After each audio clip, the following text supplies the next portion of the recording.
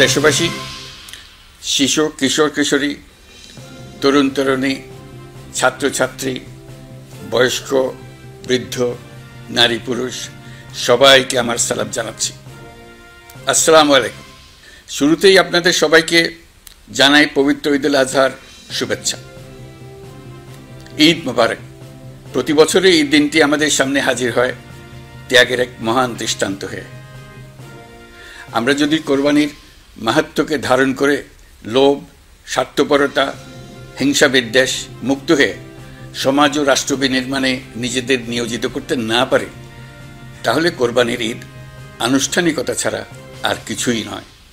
আসুন এবছর কোরবানিকে সুন্দর, ত্যাগের মহিমায় মহিমান্বিত করে গরিব বান্ধব করে তোলে।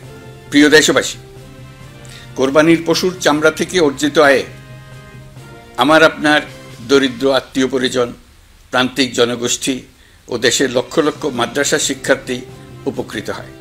আমাদের গরিব স্বজন ও প্রতিবেশীরা তাদের হক যেন ঠিক ঠিক বুঝে পায়, সেদিকে আমাদের মনোযোগ দিতে হবে।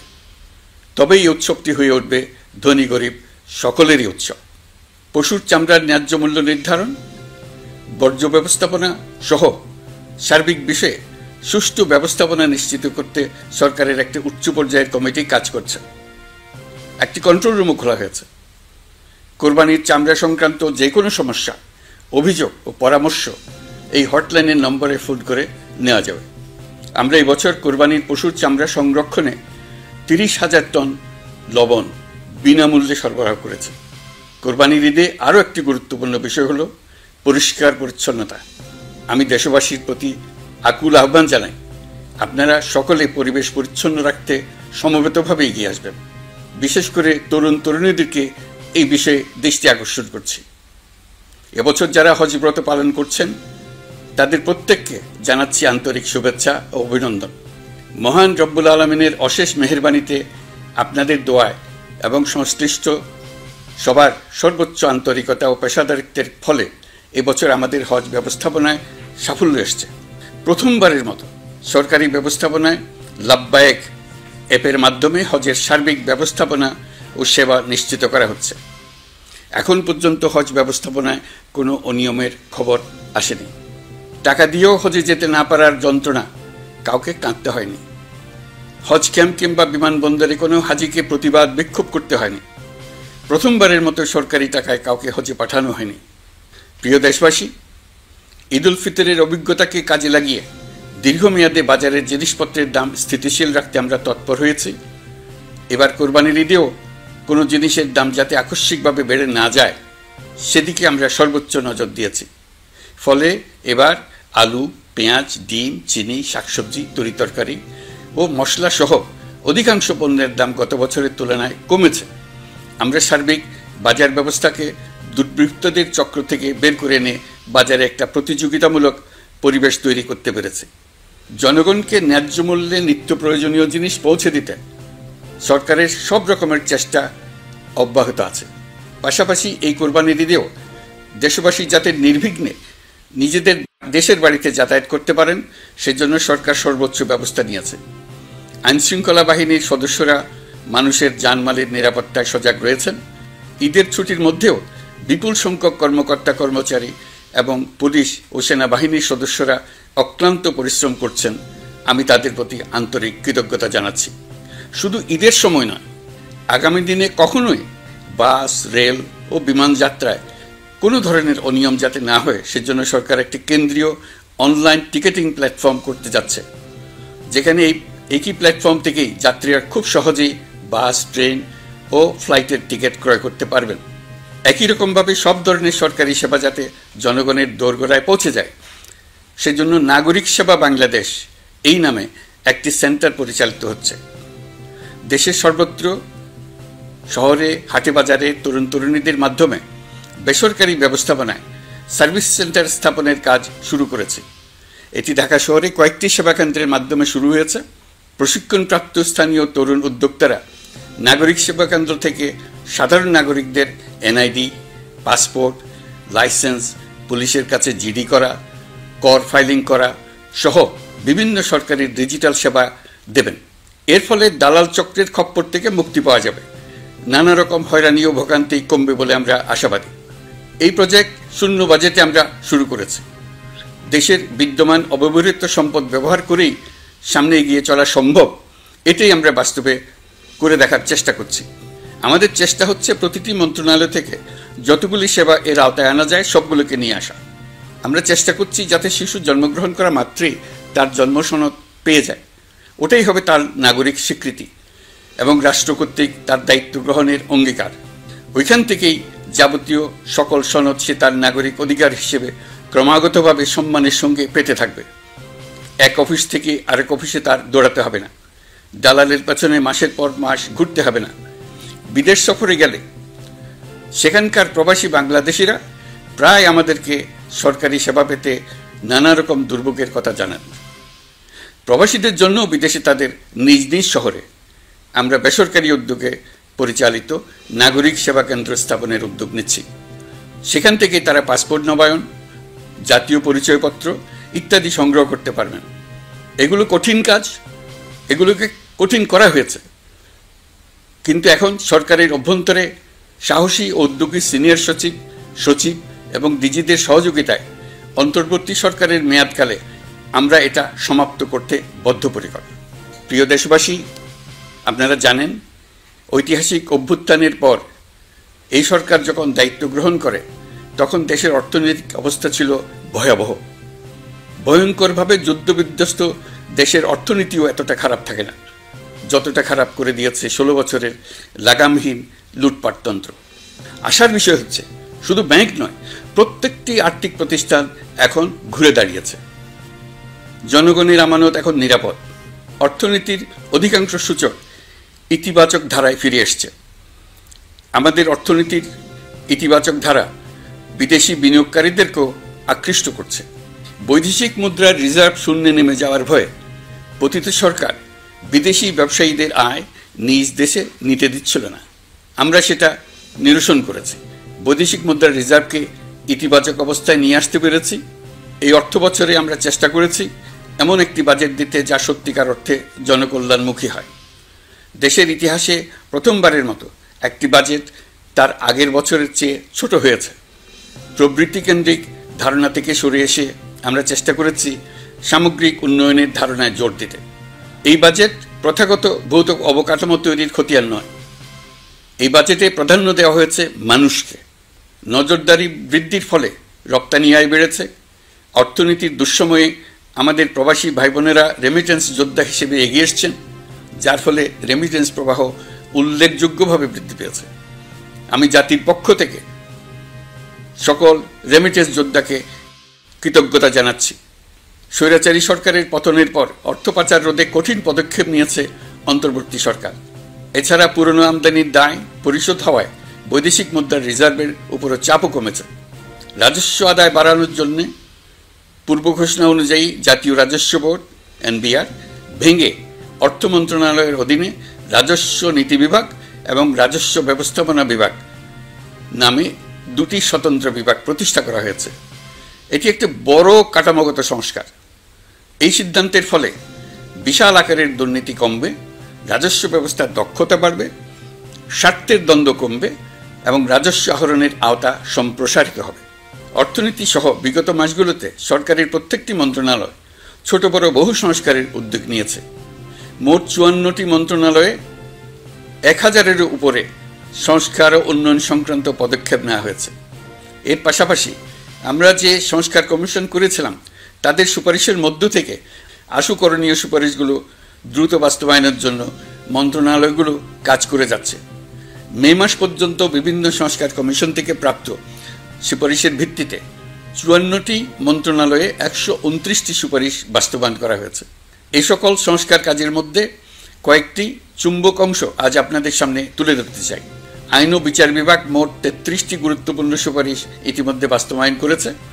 এর মধ্যে উল্লেখযোগ্য হল ইন্টারন্যাশনাল ক্রাইমস ট্রাইব্যুনাল অ্যাক্ট 1973 সংশোধন ও পুনর্গঠন করে আইনটি আন্তর্জাতিক মানের সাথে সামঞ্জস্যপূর্ণ করা। বিচার বিভাগীয় সংস্কার কমিশনের প্রস্তাব অনুযায়ী সুপ্রিম কোর্ট বিচারক নিয়োগ অধ্যাদেশ 2025 প্রণয়ন ও জারি করা হয়েছে। এর অধীনে প্রথমবারের মতো বাংলাদেশের ইতিহাসে গণবিজ্ঞপ্তির মাধ্যমে সুপ্রিম কোর্টে বিচারক নিয়োগের সুযোগ তৈরি হয়েছে। দেওয়ানি কার্যবিধির সংশোধন করা হয়েছে, যার ফলে এখন বাদীকে আর দিনের পর দিন সশরীরে আদালতে যেতে হবে না। এক একটি দেওয়ানি মামলা নিষ্পত্তি হতে আগে যত সময় লাগত, এই সংশোধনীর ফলে সময়সীমা অর্ধেকে কমিয়ে আনা সম্ভব হবে বলে আমরা মনে করছি। দেশের 1000-এর বেশি অবকাঠামো এবং প্রতিষ্ঠানের নাম পলাতক প্রধানমন্ত্রীর বাবা, মা, ভাই, বোন, আত্মীয় স্বজনের নামে প্রতিষ্ঠিত করা হয়েছিল। তার মধ্যে ছিল সেনানিবাস, বিমান ঘাঁটি, নৌবাহিনীর জাহাজ, মেগা সেতু, সড়ক, স্থাপনা, স্কুল, কলেজ, বিশ্ববিদ্যালয়, হাসপাতাল, গবেষণা কেন্দ্র, আরও বহু কিছু। এগুলো সব নাম পরিবর্তন করা হয়েছে। নারী ও শিশু নির্যাতন দমন আইন সংশোধন করা হয়েছে। প্রবাসী ভাই বোনদের অনেক দিনের দাবির পরিপ্রেক্ষিতে পাওয়ার অফ অ্যাটর্নি বিধিমালা সংশোধন করা হয়েছে। এখন পুরনো পাসপোর্টে নো ভিসা রিকোয়ার্ড স্টিকার থাকলে কিংবা জন্মসনদ থাকলে বিদেশ থেকে পাওয়ার অফ অ্যাটর্নি সম্পাদন করতে পারবে। আগামী 2 মাসের মধ্যে আইনগত সহায়তা কার্যক্রম ব্যাপকভাবে বিস্তার করা হবে। বছরে এখন গড়ে 35,000 মামলা নিষ্পত্তি হয়। আমাদের লক্ষ্য এটিকে 2 লক্ষ মামলায় উন্নতি করা। মামলা দায়েরের 48 ঘন্টার মধ্যেই যাদের বিরুদ্ধে মামলার কোনো ভিত্তি নেই তাদের বাদ দেওয়ার ব্যবস্থা করা হচ্ছে। আমরা সর্বোচ্চ চেষ্টা করেছি দেশের মানুষকে লুটপাটতন্ত্র থেকে বের করে আনতে। আপনারা জানেন, বিগত 16 বছরে উন্নয়নের নামে মেগা প্রকল্প নিয়ে কী পরিমাণ লুটপাট হয়েছে। মেগা প্রকল্পগুলো যেন হয়ে উঠেছিল মেগা ডাকাতির প্রকল্প। আমরা দায়িত্ব গ্রহণের পরপরই বিভিন্ন উন্নয়ন প্রকল্প পুনরায় মূল্যায়ন করে দেখেছি যে প্রায় সব প্রকল্পেই ভৌতিক ব্যয় ধরা হয়েছে।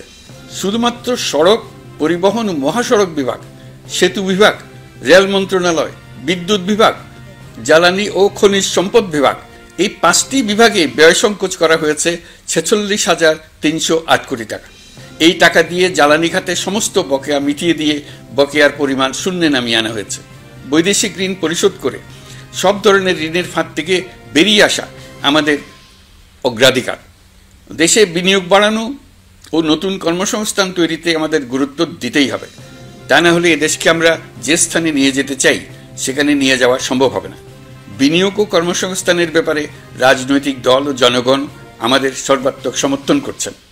সকলের মধ্যে ব্যাপক আগ্রহ, কৌতূহল আমাদের অনুপ্রেরণা যোগাচ্ছে। সংশ্লিষ্টদের সঙ্গে আলোচনা করে বিনিয়োগ পরিবেশ উন্নত করতে 30টি মূল সংস্কার কাজকে অগ্রাধিকার দেওয়া হয়েছে এবং ইতিমধ্যে 18টি সুপারিশ বাস্তবায়ন করা হয়েছে। বিনিয়োগ বান্ধব পরিবেশ গড়ে তুলতে এবং দেশি বিদেশি শিল্প প্রতিষ্ঠানের মধ্যে সংযোগ সৃষ্টি করতে আমরা সর্বোচ্চ চেষ্টা করে যাচ্ছি। গত অক্টোবর হতে মার্চ পর্যন্ত নেট বিদেশি বিনিয়োগ এসছে মোট 756 মিলিয়ন মার্কিন ডলার, অর্থাৎ প্রায় 9,247 কোটি টাকা। বাংলাদেশ ইনভেস্টমেন্ট সামিট 2025-এ নির্দিষ্ট খাতভিত্তিক সেশনের মাধ্যমে ব্যবসায়ী চেম্বার, ব্যাংক ও বেসরকারি খাতের অন্যান্য অংশীদারদের মধ্যে আলোচনা হয়েছে। ইনভেস্টমেন্ট সামিটে বিদেশি বিনিয়োগকারীরা ও রাজনৈতিক দলগুলোর মধ্যেও আলোচনার জন্য আলাদা ব্যবস্থা রাখা হয়েছিল, যাতে করে পরবর্তীতে যে দলই ক্ষমতায় আসুক না কেন তারা যেন বিনিয়োগ বান্ধব বাংলাদেশ গড়তে নিজেদের প্রতিশ্রুতির কথা জানাতে পারেন। সম্প্রতি চীনের বাণিজ্যমন্ত্রী চীনের 100টি কোম্পানির প্রায় 150 বিনিয়োগকারী ও ব্যবসায়ী নিয়ে বাংলাদেশে এসছেন। আমরা আশা করছি খুব দ্রুতই বড় আকারের বিদেশি বিনিয়োগ দেখতে পাব। সম্প্রতি আমি চীন, কাতার, জাপান সহ কয়েকটি দেশ সফর করেছি। এসব সফরেও বিভিন্ন বৈঠকে বাংলাদেশের অর্থনৈতিক সম্ভাবনা অগ্রগতির কথা তুলে ধরেছে। দ্বিপাক্ষিক বাণিজ্য বিনিয়োগের বিষয়ে ফলপ্রসূ আলোচনা হয়েছে। আরও বেশি সংখ্যক বাংলাদেশি যাতে বিদেশে কর্মসংস্থানের সুযোগ পায় সে চেষ্টা করেছে। বাংলাদেশে কাতারি বিনিয়োগকারীদের জন্য একটি বিশেষ অর্থনৈতিক অঞ্চল গড়ে তোলার বিষয়ে আমাদের মধ্যে আলোচনা হয়েছে। বাংলাদেশের লাখো লাখো ছেলেমেয়েরা মাদ্রাসায় পড়াশোনা করে, তাদের জন্য প্রযুক্তি শিক্ষা ও বিদেশি ভাষা শিক্ষা চালু করতে আমরা কাতার চ্যারিটির সাহায্য চেয়েছি। গত মাসে আমি জাপান সফরে গিয়েছিলাম। এই সফরে জাপানের প্রধানমন্ত্রী বাংলাদেশকে বাজেট সহায়তা ও রেলপথ উন্নয়নের জন্য $1 বিলিয়ন মার্কিন ডলারের ঋণ ঘোষণা করেছেন। দ্বিপাক্ষিক 3টি চুক্তিপত্র বিনিময় হয়েছে। এই সফরে দুই দেশের মধ্যে অর্থনৈতিক বিনিয়োগ ও অন্যান্য সহযোগিতার ক্ষেত্রে 6টি সমঝোতা স্মারক অর্থাৎ MOU স্বাক্ষর হয়েছে। বাংলাদেশের কর্মশক্তির দক্ষতা বৃদ্ধি এবং জাপানে তাদের কর্মসংস্থান সহজতর করার লক্ষ্যে জাপানের সঙ্গে আমরা 2টি সমঝোতা স্মারকে স্বাক্ষর করেছি। জাপানের শ্রমিক সংকট রয়েছে, আমরা আগামী 5 বছরে জাপানে 1 লক্ষ কর্মী পাঠানোর চুক্তি সই করেছি। এর চাইতে আরও বেশি শ্রমিক ক্রমাগতভাবে পাঠানোর আয়োজন করে এসেছি। প্রিয় দেশবাসী, 1971 সালে বাংলাদেশ স্বাধীন হওয়ার পর অর্থনৈতিকভাবে আমাদের যে উন্নতির শিখরে থাকার কথা ছিল, বিশ্বের কাছে মাথা উঁচু করে দাঁড়াবার কথা ছিল, সেই উচ্চতায় আমরা পৌঁছতে পারিনি। আমরা চাই বাংলাদেশ দক্ষিণ এশিয়ার অর্থনৈতিক প্রাণকেন্দ্র হিসেবে প্রতিষ্ঠিত হোক। এই কারণে বিনিয়োগ পরিষেবার উন্নয়নের পাশাপাশি বন্দরের সক্ষমতা বাড়াতে উদ্যোগ নিয়েছি। এটা করা সম্ভব না হলে দেশের কোটি কোটি মানুষের বেকারত্ব ঘুচবে না, অর্থনৈতিক সংকট রয়েই যাবে। চট্টগ্রাম বন্দর নিয়ে অনেকের মধ্যে কৌতূহল তৈরি হয়েছে। মাঝে মাঝে এমন কথাও শুনেছি যে এই বন্দর বিদেশিদেরকে নাকি দিয়ে দেওয়া হচ্ছে। আমি আগেও জানিয়েছি, চট্টগ্রাম বন্দর হলো বাংলাদেশের অর্থনীতির হৃৎপিণ্ড। বর্তমানে এই হৃৎপিণ্ড অতি দুর্বল। এখন যে অবস্থায় আছে সেই অবস্থায় তাকে রেখে দিলে আমাদের অর্থনীতিকে সামনে এগিয়ে নিয়ে যাওয়া সম্ভব হবে না। এই হৃৎপিণ্ডকে বড় করতে হবে, মজবুত করতে হবে, সুঠাম করতে হবে। তা করতে হলে বহু উদ্যোগ গ্রহণ করতে হবে, অভিজ্ঞদের সাহায্য লাগবে। আমরা যাদের সঙ্গে যোগাযোগ করেছি তারা বন্দর ব্যবস্থাপনায় বিশ্বের সেরা, সবচেয়ে অভিজ্ঞ। তারা ইউরোপ, কানাডা, অস্ট্রেলিয়া, চীন, দক্ষিণ কোরিয়া, ভারত, পাকিস্তান, তুরস্ক, মধ্যপ্রাচ্য ও আফ্রিকা সহ বিশ্বজুড়ে বন্দর পরিচালনা করে। তাদের কাজ বন্দর ব্যবস্থাপনা। আমাদের লক্ষ্য হলো বন্দর ব্যবস্থাপনার কাজ যত তাড়াতাড়ি সম্ভব তাদের কাছ থেকে শিখে নেওয়া। আমি গ্যারান্টি দিয়ে বলতে পারি, যদি 31 সালের মধ্যে আমরা বন্দরের কাজ শিখে ফেলি, এর পরবর্তী 5 বছরে অর্থাৎ 36 সালের মধ্যে পৃথিবীর যত দেশে যত বন্দর এই কোম্পানিগুলো চালায় তাদের বহু বন্দর এই বাংলাদেশিরাই পরিচালনা করবে। আপনারা যে বন্দরেই পা দেবেন দেখবেন সেখানে বাংলাদেশিরা আছেন। বহু লোকের কর্মসংস্থান হবে, বহু লোকের উপরে ওঠার সুযোগ হবে। তাদের নিজেদের প্রয়োজনেই তারা আমাদের চাকরি দেবে।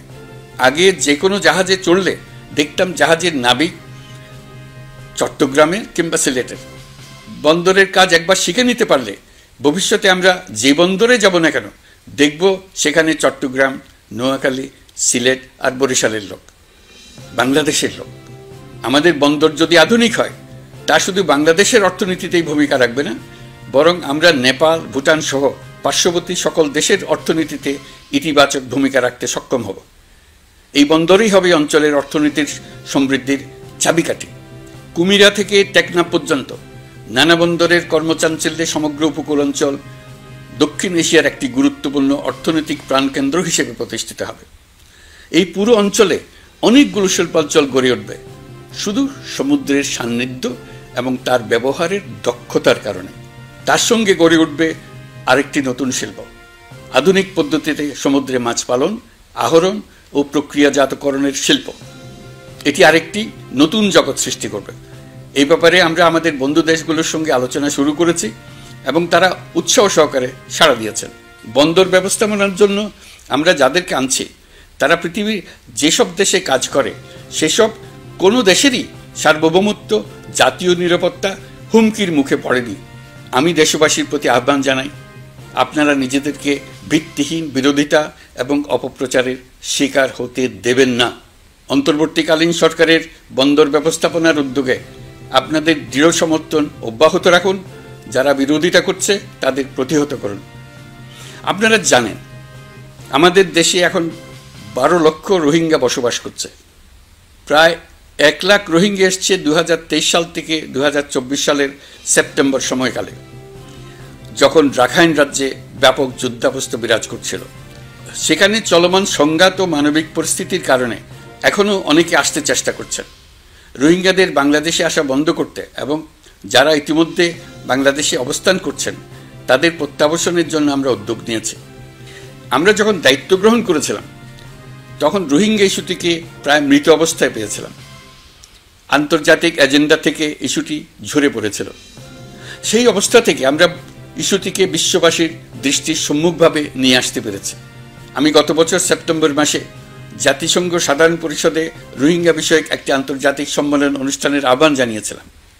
আপনারা জেনে খুশি হবেন, জাতিসংঘের সকল সদস্য রাষ্ট্র এই বিষয়ে একমত হয়েছে এবং তারা একটি উচ্চ পর্যায়ের আন্তর্জাতিক সম্মেলন আয়োজনের সিদ্ধান্ত নিয়েছে। এই বছর সেপ্টেম্বর মাসে যুক্তরাষ্ট্রের নিউ ইয়র্কে এই সম্মেলনটি অনুষ্ঠিত হবে।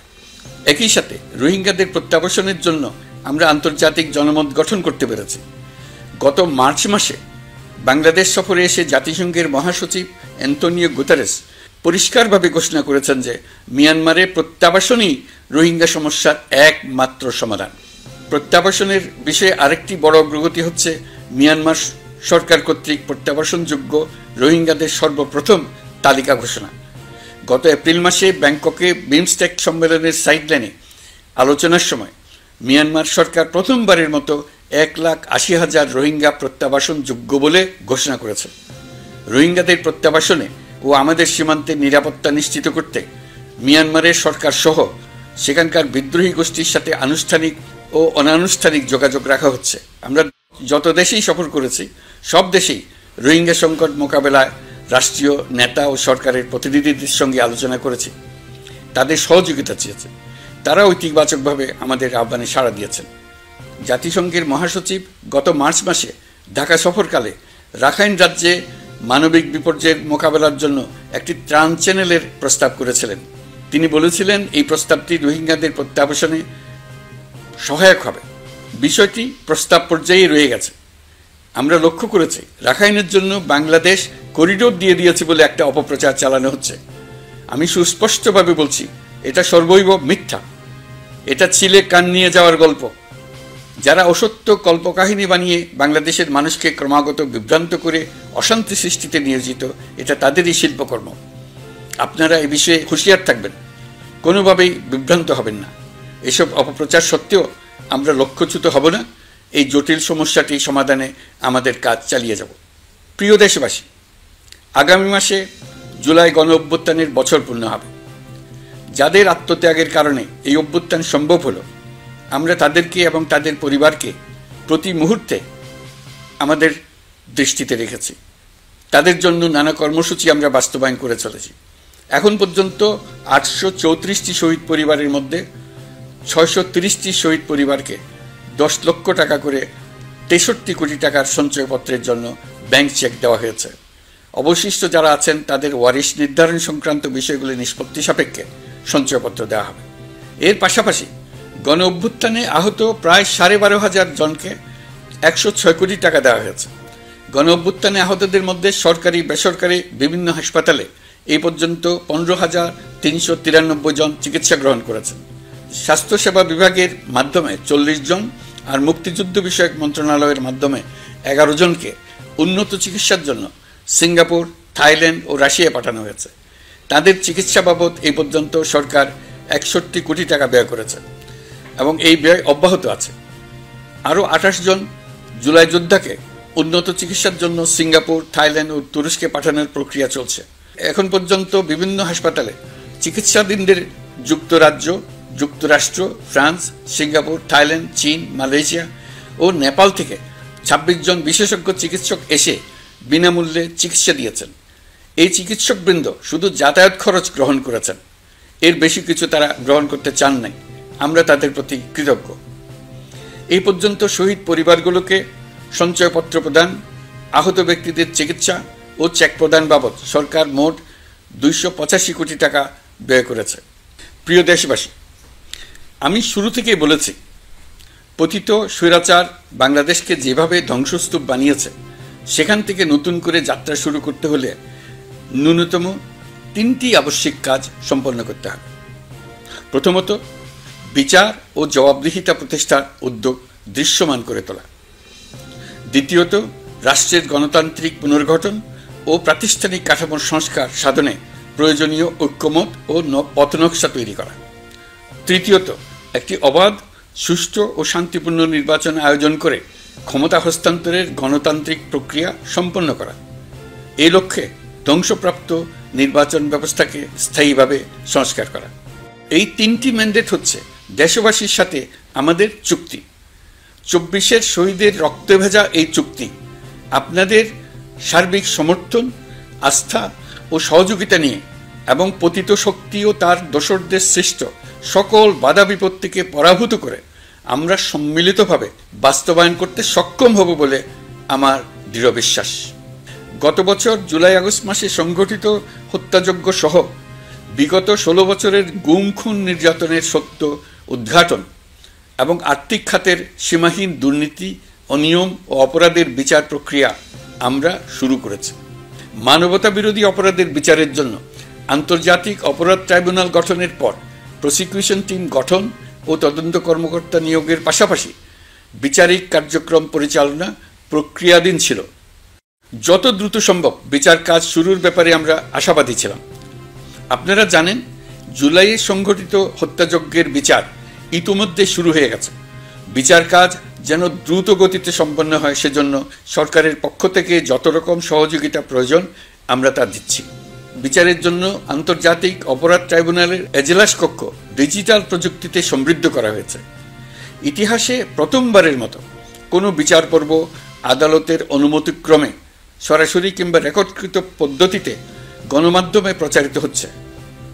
আমরা বিশ্বাস করি এতে করে বিচার বিভাগের প্রতি মানুষের আস্থা বাড়বে, বিচার নিয়ে অপপ্রচার বন্ধ হবে। প্রসিকিউশন বলছে, বিগত সরকার পতনের পর তাদের আজ্ঞাবহ ব্যক্তিরা বিভিন্ন গুরুত্বপূর্ণ সাক্ষ্য প্রমাণ বিনষ্ট করার চেষ্টা করেছে। থানা, হাসপাতাল সহ গুরুত্বপূর্ণ স্থানের দলিলপত্র পুড়িয়ে বা লুকিয়ে নষ্ট করার চেষ্টা করা হয়েছে। বিভিন্ন অপরাধমূলক স্থাপনার আকার আকৃতি, দেয়াল ইত্যাদি ভেঙে এবং বিকৃত করে প্রমাণ লুকানোর চেষ্টা করা হয়েছে। বিভিন্ন ডিজিটাল এভিডেন্স যেমন ভিডিও, অডিও, ইন্টারনেট ডেটা যেগুলো ডিলিট বা ধ্বংস করার চেষ্টা করা হয়েছে, তদন্ত কর্মকর্তারা সর্বাধুনিক প্রযুক্তি ব্যবহার করে সেগুলো রিকভার এবং রেস্টোর করার কাজ করছেন। এই কাজে আমরা দেশবাসীর কাছেও সহযোগিতা কামনা করছি। স্বৈরাচারী সরকারের আমলে গত 16 বছরে রাজনৈতিক ভিন্নমত দমনের জন্য বিপুল সংখ্যক মানুষকে গুম করা হয়েছিল। এই মানুষগুলোকে এমন সব বন্দিশালায় আটকে রাখা হয়েছিল যাদের কোনোটির আয়তন ছিল মাত্র 3 ফিট বাই 3 ফিট। গুমের ঘটনা তদন্ত ও এই ভয়াবহ অপরাধের সঙ্গে যারা জড়িত তাদের বিচারের জন্য একটি স্বাধীন গুম সংক্রান্ত কমিশন নিরলসভাবে কাজ করে যাচ্ছে। তারা গুমের এমন রোমহর্ষক ঘটনা আবিষ্কার করেছে যা নিষ্ঠুরতার চূড়ান্ত সীমা ছাড়িয়ে গেছে। মানুষকে পেট কেটে সিমেন্টের বস্তা ঢুকিয়ে নদীতে ডুবিয়ে দেওয়া হতো, ইঞ্জেকশন দিয়ে অজ্ঞান করে জ্বলন্ত ইটভাটায় নিক্ষেপ করা হতো, ট্রেন ও গাড়ির নিচে ছুঁড়ে ফেলা হতো। কমিশন এখন পর্যন্ত 2টি অন্তর্বর্তীকালীন প্রতিবেদন জমা দিয়েছে। তারা এখনও প্রতিনিয়ত নতুন অভিযোগ পাচ্ছে। ইতিমধ্যে গুমের তদন্ত কার্যক্রমের জন্য ঢাকা শহরের 3টি, চাঁপাইনবাবগঞ্জ ও বগুড়া জেলায় 3টি গুমের কেন্দ্র পরিদর্শন ও সাক্ষ্য গ্রহণ করা হয়েছে। তদন্ত কাজে মানুষের সম্পৃক্ততা বাড়াতে বিশ্ববিদ্যালয়, মাদ্রাসা পর্যায়ে গণশুনানি গ্রহণ করা হয়েছে। মোট 8 শতাধিক শিক্ষার্থী, শিক্ষক, সাধারণ মানুষ গণশুনানিতে অংশ নিয়েছেন। গুম সংক্রান্ত বেশ কিছু অভিযোগ ইতিমধ্যে আন্তর্জাতিক অপরাধ ট্রাইব্যুনালের তদন্ত সংস্থার কাছে জমা হয়েছে। এছাড়াও এই সংক্রান্ত একটা আইন প্রণয়নের কাজ প্রায় শেষ পর্যায়ে আছে। অল্প কিছুদিনের মধ্যেই এটি চূড়ান্ত হবে বলে আশা করছি। গত 16 বছর ধরে এদেশের প্রতিটি স্তরে অপরাধ, অনিয়ম, দুর্নীতির ভাইরাস ছড়িয়ে পড়েছিল। এই রোগাক্রান্ত রাষ্ট্র ব্যবস্থাকে রোগমুক্ত করে জনগণের কল্যাণমুখী করতে হলে আমাদের রাজনৈতিক দলগুলোর সক্রিয় অংশগ্রহণ জরুরি। আমরা দায়িত্ব নেবার পর থেকেই রাজনৈতিক দলগুলোর সাথে নিয়মিত যোগাযোগ রেখেছি। বিভিন্ন ইস্যুতে রাজনৈতিক নেতাদের সঙ্গে আলাদা এবং একত্রিতভাবে বৈঠক করেছি। সর্বশেষ গত মাসের শেষ সপ্তাহেও বিভিন্ন রাজনৈতিক দলের নেতৃবৃন্দের সঙ্গে আমি বৈঠক করেছি এবং চলতি সপ্তাহে জাতীয় ঐক্যমত কমিশনের 2য় পর্বের আলোচনা শুরু করেছি। সরকার পরিচালনায় তারা তাদের গুরুত্বপূর্ণ মতামত তুলে ধরেছেন। রাজনৈতিক দলগুলো শুরু থেকে আমাদের সাথে সহযোগিতা করে আসছেন এবং সবসময় তারা সহযোগিতা অব্যাহত রাখার প্রতিশ্রুতি দিয়েছে। প্রিয় দেশবাসী, আপনাদের নিশ্চয় মনে আছে জুলাই গণঅভ্যুত্থানের নেতৃত্ব অংশ নেওয়া শিক্ষার্থীরা একটি জুলাই ঘোষণাপত্র দেওয়ার কথা জানিয়েছিল। তারা আমাকেও সেখানে আমন্ত্রণ জানায়। আমি বলেছিলাম দেশের সকল রাজনৈতিক ব্যক্তিবর্গ, নাগরিক সমাজের প্রতিনিধি সহ অন্যদের সঙ্গে নিয়ে সকলে মিলে এই ঘোষণাপত্র দেওয়া ভালো হবে। এর পাশাপাশি আগামী জুলাই মাসেই সকল রাজনৈতিক দলের ঐকমত্যের ভিত্তিতে একটি জুলাই সনদ প্রস্তুত করে আমরা জাতির সামনে উপস্থাপন করতে পারব বলে আশা করছি। এই জুলাই সনদ হলো একটি প্রতিশ্রুতি, একটি জনকল্যাণমুখী রাষ্ট্র নির্মাণের জন্য সংস্কার কমিশন যে প্রস্তাবগুলো দিয়েছে সেগুলোর মধ্য থেকে রাজনৈতিক দলগুলো যে কয়টিতে একমত হয়েছে তার তালিকা থাকবে এই সনদে। জুলাই সনদে স্বাক্ষর করে তারা জাতির কাছে সেগুলো বাস্তবায়নের অঙ্গীকার করবে। জুলাই সনদ অনুযায়ী আশু করণীয় সংস্কার কাজগুলো আমরা বাস্তবায়ন করতে প্রতিজ্ঞাবদ্ধ। বাকি অংশের বেশ কিছু কাজও আমরা শুরু করে যেতে চাই। আশা করি অবশিষ্ট অংশ পরবর্তীতে নির্বাচিত সরকারের মাধ্যমে বাস্তবায়ন অব্যাহত থাকবে। প্রাতিষ্ঠানিক সংস্কারের দৃঢ় প্রতিশ্রুতি বাস্তবায়নে আমাদেরকে দৃঢ়ভাবে এবং ঐক্যবদ্ধভাবে এগিয়ে যেতে হবে। এর কোনো বিকল্প নেই। এর বাস্তবায়নের মাধ্যমে পুরো বিশ্বের কাছে দেশের নতুন ঐক্যবদ্ধ ভাবমূর্তি তুলে ধরা যাবে। বিশ্বব্যাপী সবার কাছে জাতি হিসেবে বাংলাদেশের শক্তি সম্পর্কে স্পষ্ট ধারণা তৈরি হবে। ঐকমত্য কমিশন গঠন করা আমাদের একটি দুঃসাহসিক উদ্যোগ ছিল। অন্য কোনো দেশে এমন কোনো নজির নেই। এর মাধ্যমে আমরা জাতি হিসেবে রাজনৈতিক গভীরতার সন্ধান পেয়েছি। রাজনৈতিক ঐক্যে পৌঁছার জন্য ঐকমত্য কমিশনের সঙ্গে সকল দলের দলগত প্রস্তুতি, ঘন্টার পর ঘন্টা কমিশনের সঙ্গে ঐকান্তিক আলোচনা, জাতীয় লাইভ টেলিভিশনের সামনে সকল দলের ঐকমত্যে পৌঁছার একান্ত প্রয়াস আমাদের রাজনৈতিক ইতিহাসে স্মরণীয় হয়ে থাকবে। এই কমিশনের চেয়ারম্যান হিসেবে আমি সকল রাজনৈতিক দলের কাছে তাদের সীমাহীন ধৈর্য এবং কমিশনের প্রতি তাদের সহযোগিতা এবং সৌজন্য প্রকাশের জন্য জাতির পক্ষ থেকে ধন্যবাদ জানাচ্ছি। আশা করি আমাদের অসমাপ্ত কাজ সমাপ্ত করে শিগগিরই পূর্ণাঙ্গ জুলাই সনদ তৈরি করে জাতির জন্য একটা নতুন পথ নির্দেশনা রেখে যেতে পারব। এই কমিশনের অভিজ্ঞতার মাধ্যমে দেশে যে নতুন রাজনৈতিক সংস্কৃতি গড়ে ওঠার সম্ভাবনা দেখা দিয়েছে, আগামী নির্বাচনের মাধ্যমে যদি সেটা বিকাশমানভাবে স্থায়ী রূপ দিতে পারে তাহলে আমরা ভবিষ্যতের সকল রাজনৈতিক সংকট মোকাবেলা করতে সক্ষম হব। সকল প্রস্তুতি সমাপ্ত করে দেশের সকল মানুষের, কিশোর কিশোরী, তরুণ তরুণী, ছাত্রছাত্রী, কৃষক, জেলে, গৃহিণী, দিনমজুর, শ্রমিক, ব্যবসায়ী, পেশাজীবী, শিল্পী সবাই মিলে চেষ্টা করে একটা সুন্দর নিখুঁত নির্বাচন আয়োজন করে নতুন বাংলাদেশের দৃঢ় ভিত্তি রচনা করব। প্রিয় দেশবাসী, আমি জানি আগামী জাতীয় নির্বাচন কখন হবে সে বিষয়ে সিদ্ধান্ত জানার জন্য রাজনৈতিক দল ও জনগণের মধ্যে বিপুল আগ্রহ রয়েছে। আমি বারবার বলেছি এই নির্বাচন ডিসেম্বর থেকে আগামী বছরের জুনের মধ্যে অনুষ্ঠিত হবে। এই সময়ের মধ্যে দেশের নির্বাচন উপযোগী পরিবেশ সৃষ্টির জন্য যা যা করা দরকার সরকার তাই করছে। এখানে মনে রাখা জরুরি, বাংলাদেশ স্বাধীনতার পর থেকে যতবার গভীর সংকটে নিমজ্জিত হয়েছে তার সবগুলোরই প্রধান কারণ ছিল ত্রুটিপূর্ণ নির্বাচন। ত্রুটিপূর্ণ নির্বাচন প্রক্রিয়ায় বারবার ক্ষমতা কক্ষিগত করার মধ্য দিয়ে একটি রাজনৈতিক দল বর্বর ফ্যাসিস্টে পরিণত হয়েছিল। এই ধরনের নির্বাচন যারা আয়োজন করে তারা জাতির কাছে অপরাধী হিসেবে চিহ্নিত হয়ে যায়। এমন নির্বাচনের মধ্য দিয়ে যে দল ক্ষমতায় আসে তারাও জনগণের কাছে ঘৃণিত হয়ে থাকে। এই সরকারের একটি বড় দায়িত্ব হলো একটি পরিচ্ছন্ন, উৎসবমুখর, শান্তিপূর্ণ, বিপুলভাবে অংশগ্রহণের পরিবেশে একটি নির্বাচন অনুষ্ঠান করা, এমন একটি নির্বাচন আয়োজন করা যাতে করে দেশ ভবিষ্যতে নতুন সংকটে না পড়ে। এই জন্য সবচেয়ে বেশি গুরুত্বপূর্ণ হলো প্রাতিষ্ঠানিক সংস্কার। যেই প্রতিষ্ঠানগুলো নির্বাচনের সঙ্গে সরাসরি জড়িত সেগুলোতে যদি সুশাসন নিশ্চিত করা না যায় তাহলে ছাত্র জনতার সকল আত্মত্যাগ বিফলে যাবে। সংস্কার, বিচার, নির্বাচন এই তিনটি ম্যান্ডেটের ভিত্তিতে আমরা দায়িত্ব গ্রহণ করেছিলাম। সেই বিবেচনায় আগামী রোজার ঈদের মধ্যে সংস্কার ও বিচারের বিষয়ে আমরা একটি গ্রহণযোগ্য জায়গায় পৌঁছতে পারব বলে বিশ্বাস করি। বিশেষ করে মানবতা বিরোধী অপরাধের বিচার, যা কিনা জুলাই গণ অভ্যুত্থানের শহীদদের প্রতি আমাদের সম্মিলিত দায়, সেই বিষয়ে আমরা দৃশ্যমান অগ্রগতি দেখতে পারব। এতে আমাদের উপর আপনাদের অর্পিত ম্যান্ডেট ন্যূনতম হলেও বাস্তবায়ন করে যেতে পারব। সেই বিবেচনায় ও ইতিহাসে সবচেয়ে অবাধ, সুষ্ঠু, প্রতিদ্বন্দ্বিতামূলক ও গ্রহণযোগ্য নির্বাচন আয়োজনের জন্য সকল পক্ষের সঙ্গে আমরা আলোচনা করেছি। পাশাপাশি বিচার, সংস্কার ও নির্বাচন সংক্রান্ত চলমান সংস্কার কার্যক্রম পর্যালোচনা করে আমি আজ দেশবাসীর কাছে ঘোষণা করছি যে আগামী জাতীয় নির্বাচন 2026 সালের এপ্রিলের প্রথমার্ধের যে কোনো একটি দিনে অনুষ্ঠিত হবে। এই ঘোষণার ভিত্তিতে নির্বাচন কমিশন উপযুক্ত সময়ে আপনাদের কাছে নির্বাচনের বিস্তারিত রোডম্যাপ প্রদান করবে। আমরা এমন নির্বাচন চাই যা দেখে অভ্যুত্থানের শহীদদের আত্মা তৃপ্তি পাবে, তাদের আত্মা শান্তি পাবে। আমরা চাই আগামী নির্বাচনে সবচেয়ে বেশি ভোটার, সবচেয়ে বেশি প্রার্থী ও দল অংশ নেক।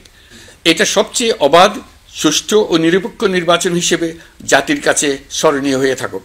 1.5 যুগ পরে দেশে সত্যিকারের একটি জনপ্রতিনিধিত্বশীল সংসদ গঠিত হবে।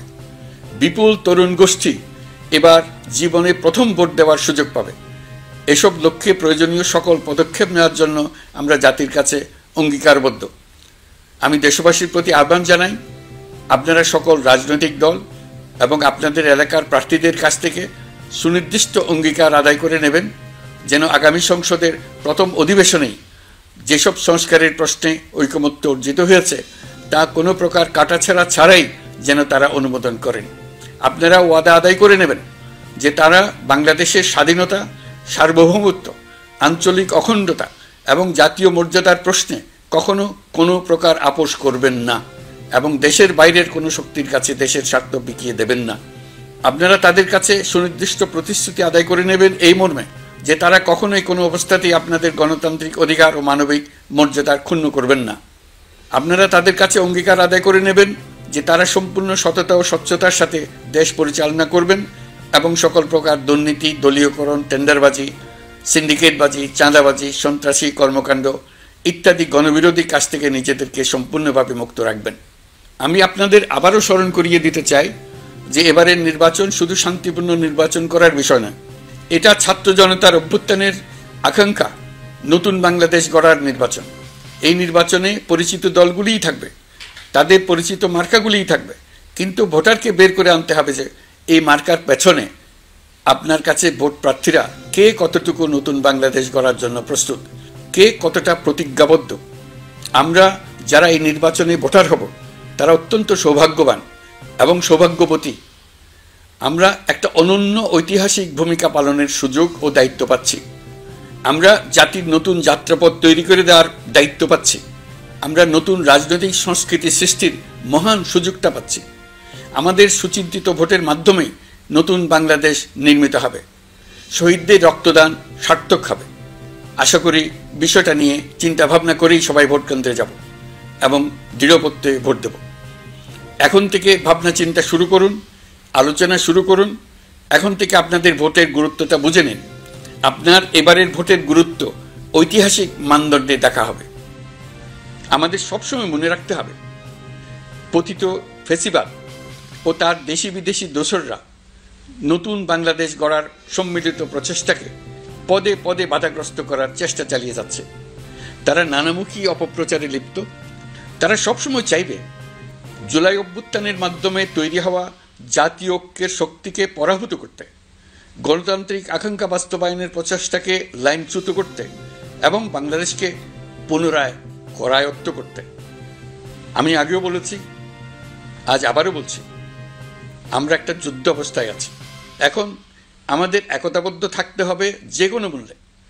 পরাজিত শক্তি এবং তাদের সহযোগীরা ওত পেতে বসে আছে আমাদের ছোবল মারার জন্য, আমাদের অগ্রযাত্রাকে রুখে দেওয়ার জন্য। আমরা তাদের কিছুতেই এই সুযোগ দেব না। আসুন আমরা আমাদের সম্মিলিত প্রচেষ্টায় প্রিয় মাতৃভূমির স্বাধীনতা, সার্বভৌমত্ব, আঞ্চলিক অখণ্ডতা ও জাতীয় মর্যাদার বিরুদ্ধে যে কোনো আঘাত প্রতিহত করার উদ্দেশ্যে প্রতিরোধের ঐক্যবদ্ধ সুদৃঢ় প্রাচীর গড়ে তুলি। প্রিয় দেশবাসী, সবাইকে আবার ঈদের শুভেচ্ছা ও সালাম জানাচ্ছি।